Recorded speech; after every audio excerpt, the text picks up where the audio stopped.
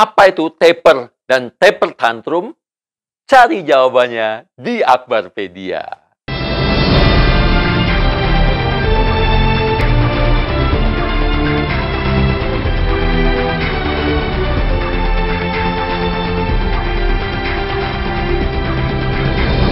Istilah taper dan taper tantrum ini mulai mengemuka di tahun 2001 ya. Banyak orang mungkin udah baca atau mendengar istilah ini, tapi sedikit yang paham apa artinya dan apa konsekuensinya terhadap keuangan kita pribadi. Nah, episode kali ini kita akan bahas secara singkat apa itu taper, dan taper tantrum sendiri berhubungan juga dengan kondisi keuangan kita pada akhirnya nanti. Oke? Nah, apa itu? Kenapa penting untuk bahas ini? Karena taper tantrum sendiri akan berhubungan erat dengan adanya kebijakan suku bunga yang diterapkan oleh Bank Sentral Amerika. Dalam hal ini adalah The Fed. Nah, balik ke pertanyaan awal, apa itu taper tantrum? Dari berbagai sumber, kalau kita research di internet, ya didapatkan pengertian bahwa taper sendiri merupakan kebijakan pengurangan nilai pembelian aset, seperti contohnya obligasi, yang dilakukan ketika terjadi yang namanya quantitative easing oleh The Fed. Ya, apa itu quantitative easing? Kalian bisa lihat di video saya yang lain tentang quantitative easing, karena ini berhubungan erat dengan taper tantrum ini. Oke? Nah, apabila taper tersebut terjadi, maka akan terjadi namanya tantrum, sehingga kemudian dinamakan taper tantrum, yang artinya adalah akan terjadi aliran modal investasi yang keluar dari emerging market dan kembali ke Amerika Serikat, sehingga dapat memicu gejolak di pasar keuangan dan pasar investasi. Saya akan coba jelaskan dalam bahasa sederhana, dan ini berhubungan juga dengan quantitative easing. Jadi dalam bahasa sederhananya, ketika kondisi ekonomi sedang normal atau bahkan lesu, ya biasa pada saat krisis, ya, untuk memberikan likuiditas ke pasar dalam suatu negara, biasanya si central bank, dalam hal ini The Fed, ya, itu akan melakukan pembelian surat-surat berharga, gitu. Obligasi, surat-surat berharga komersial, itu akan diberikan, terutama obligasi pemerintah ya. Nah, strategi ini kemudian dikenal dengan istilah namanya QE atau quantitative easing. Nanti nonton lagi di video saya tentang quantitative easing ya. Oke. Nah, di dalam kebijakan quantitative easing ini, pihak bank sentral nantinya akan meningkatkan jumlah uang yang beredar di pasaran dengan membeli surat berharga tadi, dan mendorong setiap bank komersial untuk mau memberikan pinjaman atau kredit kepada perusahaan maupun kepada masyarakat komersial maupun kredit konsumsi dengan suku bunga yang lebih rendah. Karena pada saat terjadi quantitative easing, maka suku bunganya akan turun. Kalau suku bunga turun, maka perusahaan akan senang dia minjam uang karena biaya bunganya rendah. Masyarakat juga akan senang pinjam uang karena suku bunga yang mereka harus bayarkan juga rendah. Masyarakat akan pinjam KPR dan lain sebagainya, gitu ya. Tapi di saat yang bersamaan, likuiditas juga cukup tinggi dan inflasi bisa terkontrol dengan baik. Nah, untuk itu dalam penerapan kebijakan moneter ini nantinya akan terjadi penurunan tingkat suku bunga yang cukup dahsyat, gitu ya. Seperti yang dialami oleh Indonesia sekarang, suku bunganya turun terus kan. Bahkan bisa menyentuh ke angka 0% seperti yang terjadi di Jepang di awal tahun 2000-an ketika mereka melakukan pertama kali quantitative easing ini, kemudian diikuti oleh bank sentral di seluruh dunia termasuk The Fed ya. Nah, Indonesia sendiri udah melakukan juga QE ini atau quantitative easing ini selama masa pandemi kemarin dan sebelum-sebelumnya ya. Dan kurang lebih jumlah obligasi pemerintah yang sudah dibeli kembali konon mencapai nilai sekitar 300 triliun. Ini menurut berita yang saya baca. Oke. Nah, tadi quantitative easing. Sekarang kita kembali ke taper, ya. Bila membaca pengertian di awal tentang taper, yaitu mengurangi pembelian terhadap surat-surat hutang atau bahkan sampai nol, maka kebijakan taper ini adalah kebalikan dari kebijakan quantitative easing. Gitu, ya kan? Artinya apa? Pembelian utang atau aset tadi dikurangi. Dengan kata lain adalah pengetatan likuiditas. Oke? So, konsekuensinya adalah apa? Akibatnya jadi apa? Likuiditas akan berkurang di pasar atau bahkan mengetat, dan untuk bisa menarik likuiditas dari masyarakat, maka suku bunganya akan naik, yang bisa juga kemudian menimbulkan yang namanya inflasi. Oke? Nah, Amerika akan menjadi negara pertama atau salah satu yang pertama lah di awal tahun 2022 depan nih, di semester pertama kalau nggak salah, yang akan melakukan taper ini, sehingga suku bunga di Amerika akan naik ya. Bahkan The Fed sendiri sudah memberikan sinyal bahwa mereka akan menaikkan suku bunga mereka sedikitnya 2 kali, minimal 2 kali. Nah, apa konsekuensinya yang terjadi setelah itu? Nah, ini penting banget karena ini berhubungan dengan keuangan kita dan investasi kita. Oke? Karena suku bunga dalam US dollar akan naik, maka investor asing lah ya, itu akan memandang bahwa menguntungkan untuk taruh uang mereka di Amerika dalam US dollar, gitu.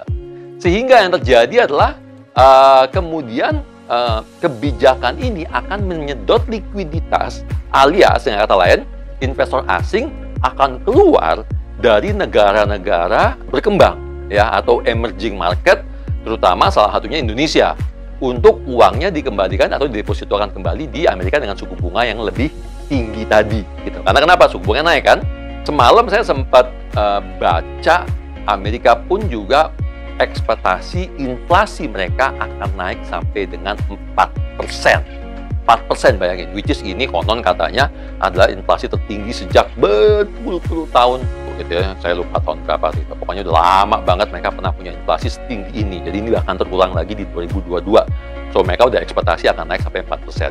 Nah, kebayangkan kalau di Amerika aja ekspektasi inflasi sampai 4%, ya masa sih kita masih bilang bahwa inflasi kita 3,5-5% loh gitu loh. Ya, so jadi siap-siap kalau sampai inflasi di Indonesia juga ikutan naik dan relatif bisa cukup tinggi kalau tapernya dilaksanakan. Makanya kondisi ini kemudian disebut dengan nama taper tantrum tadi gitu. Kemudian pertanyaannya adalah apa yang terjadi dengan Indonesia gitu.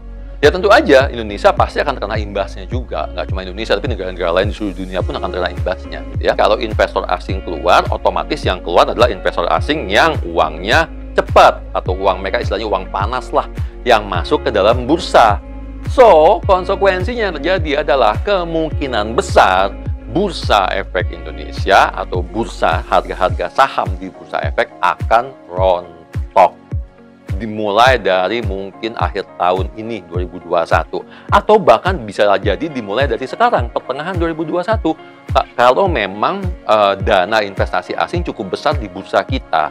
Dan itu bisa dilihat ya kalau nggak percaya dari sekarang udah kalau kita perhatikan day to day, week to week gitu ya, dari minggu ke minggu itu jumlah asing yang keluar dari bursa kita, net sell asingnya atau foreign net sell-nya itu relatif cukup tinggi, dan itu yang menyebabkan kenapa harga penutupan IHSG, indeks harga saham gabungan, sering banget merah gitu ya, sering banget di bawah 6.000, 5.900, 5.800. Itu biasanya terjadi ketika asing keluar dari bursa. Kalau nggak percaya, kalian cek aja tuh summary penutupan bursa di sore hari.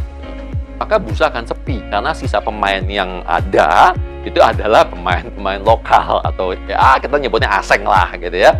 Di saat yang bersamaan milenial yang akhir tahun 2020 ya masuk 2021 lagi seneng-senengnya main saham, lagi seru-serunya main saham, kena prank sama bandar saham di Indonesia, kapok dia. Sekarang milenial pada pindah main kripto gitu.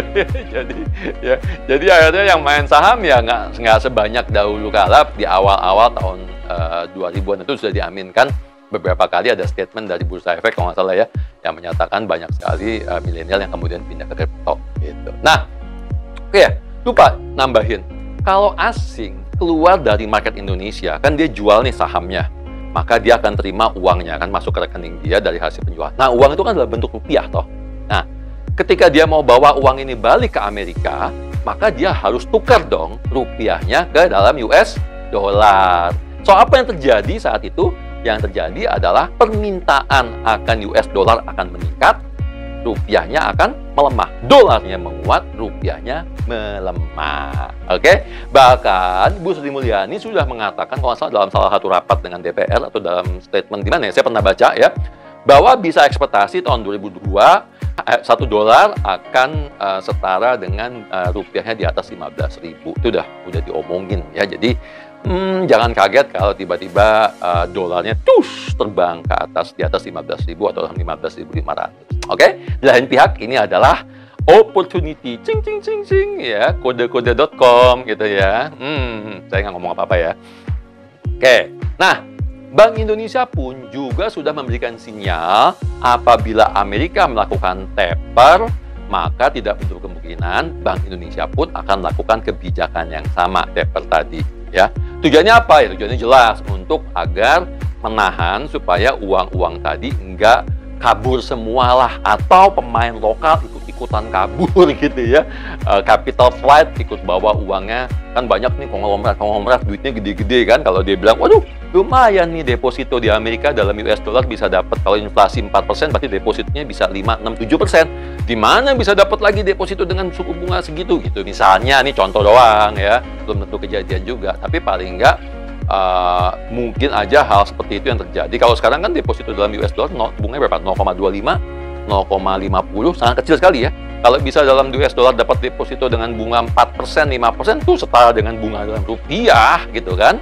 Nah, itulah makanya kenapa ada kepentingan juga bisa jadi Bank Indonesia akan melakukan taper tadi, dan secara otomatis konsekuensinya akan menaikkan suku bunga di Indonesia.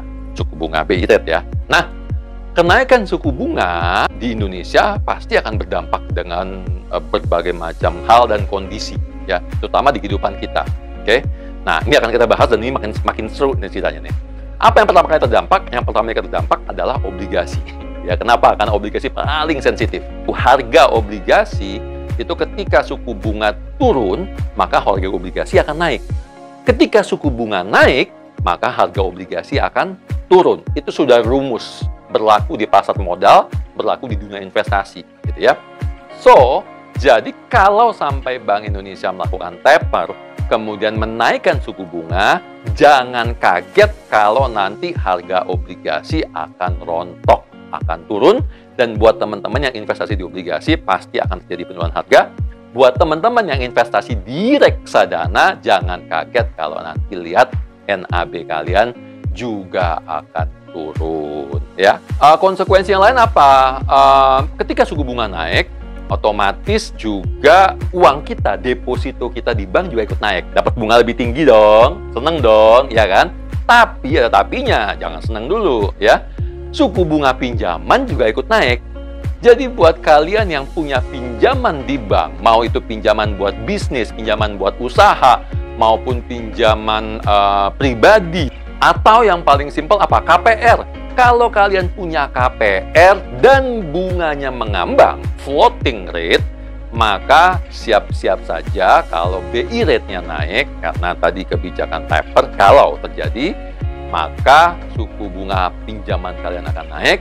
Konsekuensinya apa? Konsekuensinya adalah cicilan kalian pasti juga akan naik. Gitu ya. Nah, kenaikan-kenaikan ini tersebut di atas tadi tentu akan memicu inflasi di Indonesia. Ya, jadi kalau di Amerika inflasi, ya Indonesia pasti inflasi juga lah ya. Oh ya, tambahan lagi. Saya pernah ngomong di story saya Instagram. Oh, jangan lupa follow Instagram ya, @aidilakbarmajid dan @aidilakbarofficial. Saya pernah bicara di Instagram, waktu itu bicara masalah APBN ya, APBN nggak salah. Nah, bahwa pembayaran atas bunga dari pinjaman obligasi kita, pinjaman ya, bunga pinjaman, itu kalau nggak salah sudah sampai dengan 19% dari APBN, kalau nggak salah ya. Nanti coba cek lagi beritanya, saya juga lupa men-screenshot, lupa nyimpen, ya, lupa nge-file. Tapi kalau nggak salah seperti itu angkanya. Jadi kalau misalnya suku bunga naik, maka obligasi Indonesia yang floating, suku bunga juga akan ikut naik. Dan kalau obligasi tersebut dalam mata uang asing, maka kita harus bayar lebih besar lagi ya. Satu, bayar bunga yang lebih besar kepada yang membeli obligasi kita, entah dalam negeri, entah luar negeri ya, si Indobond itu, plus kenaikan dari nilai tukar. Jadi kena dua kali tuh. Kena kenaikan dari suku bunga sama kenaikan dari nilai tukar. Jadi siap-siap aja. Jadi siap-siap aja kalau kemarin dikatakan bahwa rasio pembayaran suku bunga adalah 19% dari APBN. Nah, 2022 siap-siap aja bisa lebih tinggi lagi. Oke? Semoga pembahasan ini dimengerti. Semoga bahasa saya bahasa yang mudah dimengerti. Saya mencoba mencari contoh-contoh yang paling simpel sehingga teman-teman bisa paham lah ya. So, jadi menghadapi 2021, 2022, 2023 kita harus selalu waspada ya. Kemudian semoga kita bisa mengolah keuangan kita dengan baik ya. Jangan lupa sayangi uang kalian, investasi secara bijaksana, jangan menghambur-hamburkan untuk membeli barang yang tidak penting. Oke? So, kurang lebih seperti itu. Siapkan uang, siapkan mental untuk 2001, 2002, sampai dengan 2003. Karena kalau terjadi di 2002, maka bisa jadi 1 sampai 2 kuartal atau bahkan sampai 3 kuartal sebelum nanti perekonomian pulih lagi di akhir 2002 ke 2003. So, bila kalian suka dengan video ini, jangan lupa like, subscribe, pencet si bell, tanda bell, peng itu, dan bagikan ke teman-teman yang lain, supaya teman-teman yang lain juga bisa ikut belajar lah, ya. Paling nggak ngerti dikit-dikit, supaya menambah ilmu, dan mereka juga bisa mempersiapkan keuangan mereka dengan lebih baik dan benar. Oke.